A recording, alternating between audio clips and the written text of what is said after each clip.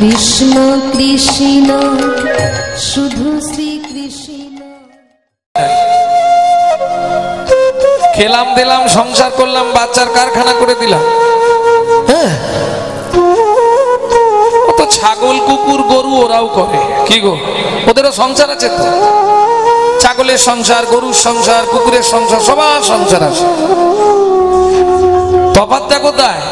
মানুষ আমরা খাই দাই ঘুমাই সংসার করি, আমাদের স্ত্রী আছে, ওদেরও স্ত্রী আছে, খাই দায় ঘুমায়। এক্সট্রা কি আছে? মানুষকে দেয়া হলো চৈতন্য রূপ জ্ঞান, যেটা পশুদের মধ্যে নাই। পশু জাতি বোঝে, পশু জাতি বোঝে কিন্তু মানতে জানে না। মানব জাতি জেনে শুনেও মেনে চলে না।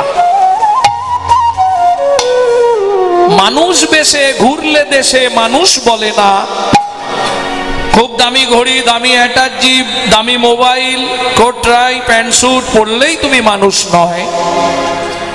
মানুষ বেশে ঘুরলে দেশে মানুষ বলে না। মানুষ বলবো যেদিন জাগবে জ্ঞানের চেতনা।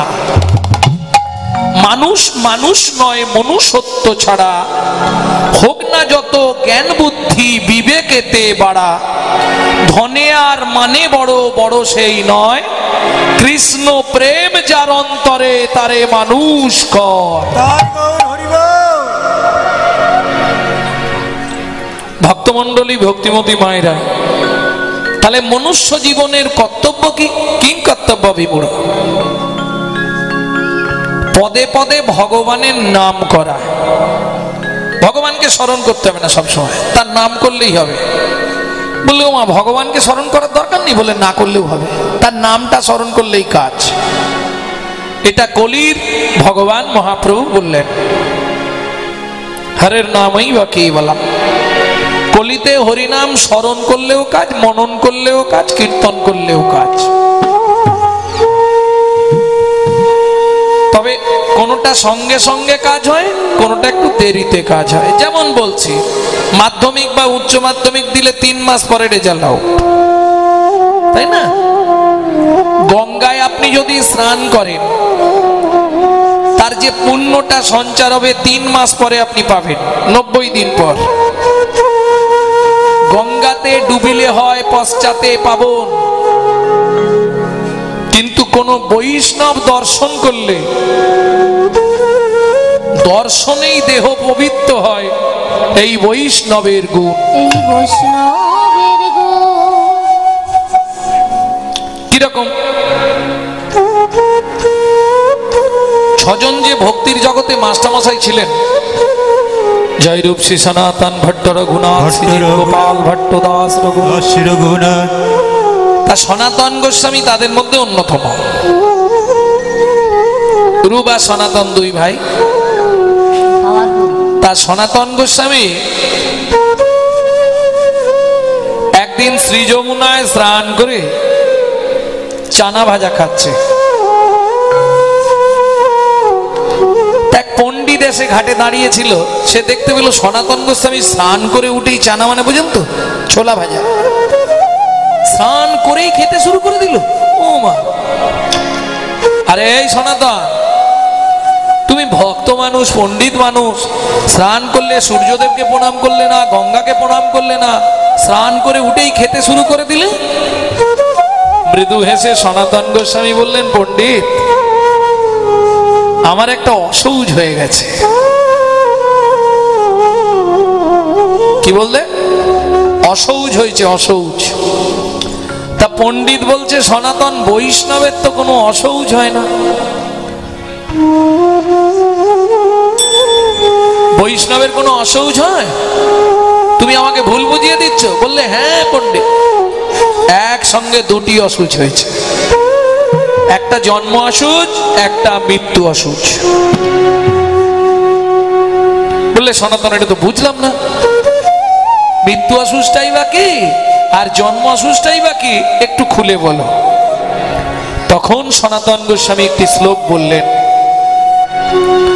সৎ ভক্তি দুহিতা জাতা, সৎ ভক্তি দুহিতা জাতা, মায়া ভর জামিতা ধনা মায়া ভর জামিতা ধনা असुजन दुयमां पति किं सन्धाम उपासते কিং সন্ধাম পাশাতে।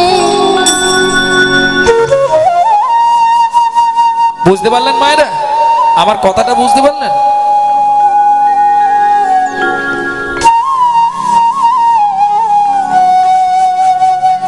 কয়েকদিন আগে আমার মেয়ে জন্মগ্রহণ করেছে, কন্যা।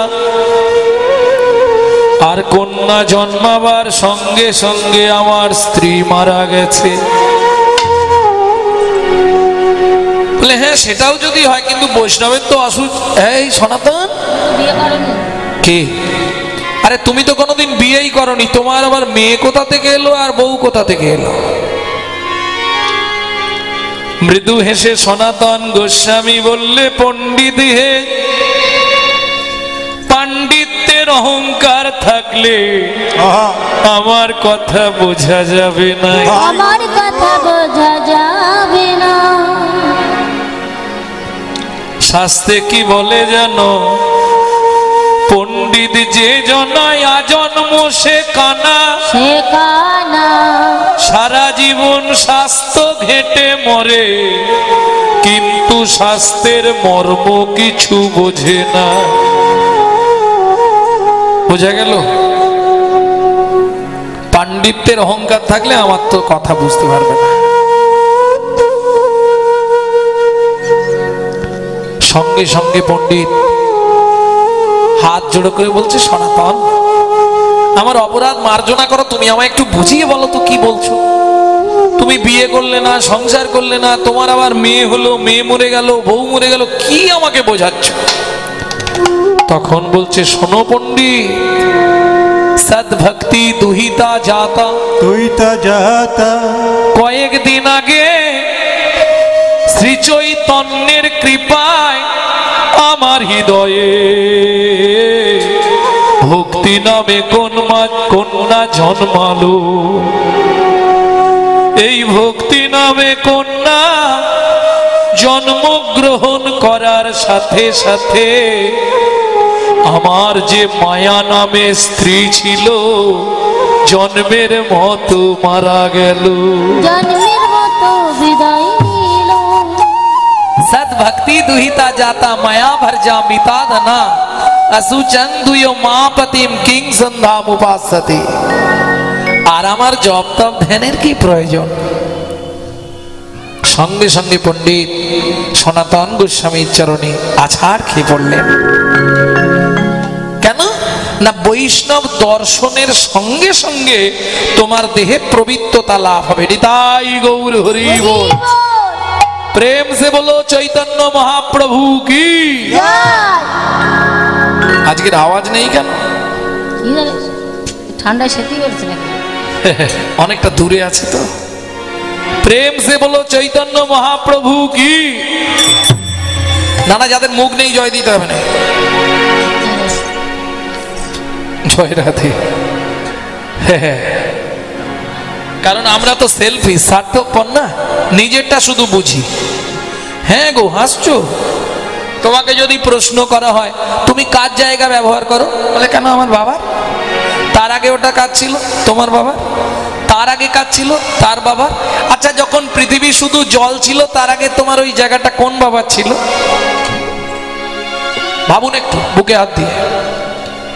জলে জলম ময়ম ধিত্রিতং, জলে জলময় যাবে ছিল ত্রিভুবন, তৎক্ষণাৎ সৃষ্টি ইচ্ছা কইল নারায়ণ। মধু কৈটব বধ করে মেদ মেদিনী। কি গো মাটি কোথায় পেলে? পৃথিবী কোথা থেকে এলো? তার সৃষ্টি তো। তাহলে তার জায়গা আমি ভোগ করছি। এইবার চলুন, ঘরটা কার? ঘরটা কার? বাজারের ঘর খুব ভালো যদি মিস্ত্রি থাকে জিজ্ঞেস করুন, 4-6টা খুঁটি দিতেই হবে। ভগবান চমৎকার একখানি ঘর তৈরি করে দিলেন 2টো খুঁটির ওপর। এমন মজার পরিপাটি একটা ঘরের 2টো খুঁটি, এমন মজার পরিপাটি একটা ঘরের 2টো খুঁটি, 9 দরজা 8টা খুঁটি, 9 দরজা চার জানালা দিয়েছে, কোনখানেতে বসে বিধি সৃজন করেছে। দুটো খুঁটির ওপর এত বড় ঘরটা। যখন ঘরের বয়স বেড়ে যাবে তখন একটা ঠেকনা টেকনা লাগে, কিন্তু দুটো খুঁটি। তখন না হয় তিনটে হবে, কি যখন বয়স বেড়ে যাবে ঘর হেলবে না, তখন তিনটে, বাকি দুটো খুঁটি। ঘর কার বলে, কেন এটা আমার। বাহ, তোমার। আচ্ছা, কোন তারিখে তোমার ঘরের দরজাটা খুলেছিল একটু বলতে পারবে? একজন ব্যক্তি বলুন যে আমার অমুক তারিখে ঘরের দরজা খুলেছে। এক তোমরা বলতে পারবে কোন দিন পৃথিবীতে এসেছো, ডাক্তার লিখে দিয়েছে, এখনকার ছেলেরা বলে দেবে। কিন্তু কোন তারিখে দরজাটা খুলেছে বলতে পারবে? কেন পারবে না? তুমি তখন মাতৃগর্ভে ছিলে, তোমার দরজা খোলার পর তোমার চেতন হলো যে আমি এবার বাইরে যাব। ভেতরে থাকতে দরজা খুলে যায়। আচ্ছা, ওটা না হয় বাদই দিয়ে দিলাম, কোন তারিখে বন্ধ হবে এটা তো বলতে পারবে? কে? তোমার ঘর যেহেতু এত লাক্স, ইন্টারলাক্স, মতিডাব, চন্দন ঘষছ ঘরকে পরিষ্কার করার জন্য, তা তোমার ঘর কবে শেষ হবে, বন্ধ হবে তুমি বলতে পারবে না? বললে না, তাহলে তোমার নয় না। এতক্ষণ যে বলছিলে আমার, কোনটা তোমার? পরের জায়গা পরের জমি, ঘর বানাইয়া আমি আমি তো এই ঘরের মালিক নই। আমি তো এই ঘরের মালিক নই, আমি তো এই ঘরের মালিক নই। পরের জায়গা পরের জমি, ঘর বানাইয়া আমি রই, আমি তো এই ঘরের মালিক নই। ও দয়াল, আমি তো এই ঘরের মালিক নই। প্রথম যেদিন ভবে এলাম, তুমি দিলে নতুন ঘর। তুমি যেদিন ভাবে এলাম, তুমি দিলে নতুন ঘর। সেই ঘরের কথা ভাবতে ভাবতে, ঘরের কথা ভাবতে ভাবতে তোমায় করলাম পর। আমার ঘরের চাবি তোমার হাতে, ঘরের চাবি তোমার হাতে।